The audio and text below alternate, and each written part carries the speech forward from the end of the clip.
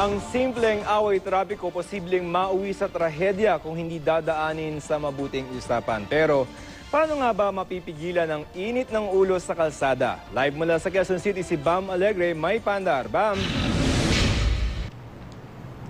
Joseph, ang isang pwedeng gawin ay yung ganitong uri ng paghinga, yung mabagal at malalim para sa mga sitwasyon na nakakainis, nakakayamot, nakakainit ng ulo, nakaka-high blood. Dahil posibleng pagsisihan mo rin yung gagawin mo dahil sa iyong poot. Narito ang paanda.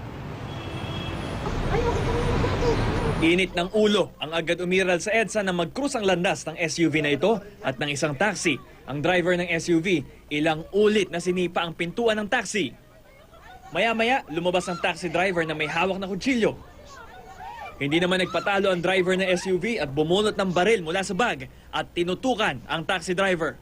Mabutit hindi na lumala pa ang nangyaring road rage. Ang taxi driver maghahain ng reklamong malicious mischief, grave threats at physical injuries. Hindi pa nagbibigay ng salaysay ang driver ng SUV pero naglabas na ang Quezon City Police Department ng composite sketch niya.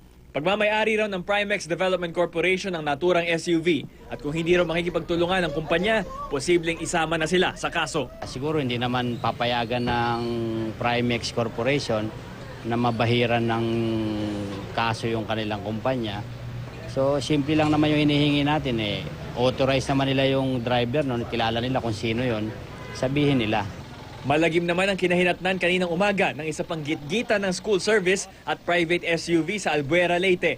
Patay ang nagmamaneho ng school service na si Restituto Soria Jr. matapos pagbabarili ng isang sakay ng SUV. Hinahanap pa rin ng pulis ang salarin sa krimen.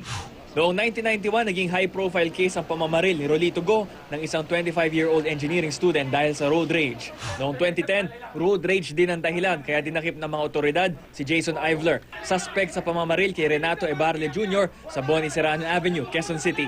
Nakabinbin ngayon sa Senado ang SB 2923 o ang road rage law na naglalayong iwasan ang ganitong mga insidente. At kung tutuusin, wala namang karapatang maging siga ang sino man sa kalsada. Dahil ayon sa ating Civil Code of the Philippines, public property ang mga lansangan. Magunuhan na sila para hindi na umaba. Kasi pag hahaba, magtatalo na sila, hahaba traffic. Dapat mag-usap na lang sila ng maayos para maiwasan nila yung sakitan. Ayon sa isang clinical psychologist, mahirap man kontrolin ang galit kapag nasa gitna ng away trapiko, kaya pa rin itong gawin. Pinaka-effective talaga is to slow down your anger by deep breathing and then instruct your mind, calm down, hanggang magkaroon ka ng mas objective na pag-unawa dun sa situation. Mapa-road rage man o hindi, kung mapansin mong madaling uminit ang inyong ulo o di kaya masama kayo magalit, mabisang solusyon daw para dyan ang counseling para sa anger management. So it's really sometimes all in the mind. Ngayon, kung meron kang ang tinatawag na temper o maikli lang ang pasensya mo, meron kang tinatawag na anger issues, talagang you undergo some kind of counseling kasi sinusuri kung ano yung mga triggers nito. Ang ilang kapuso na ating nakausap, paano nga ba kinokontrol ang kanilang galit? Tawanan ko lang galit ko. Umiyak po ako. Mahirap kasi sir ang natin pag nabubugso yung galit natin, hindi natin alam kung ano mangyayari. Joseph, yung ilang pang pwedeng gawin anger management, talikuran mo na lang yung situation na nakakainis o kaya uminom daw ng tubig, nakakalma raw yun. At pwede mo rin daw kung may training or kung meron kang conditioning, sabihan mo na lang yung sarili mo na magtimpe. Joseph? Bam, paano yung yung breathing exercises?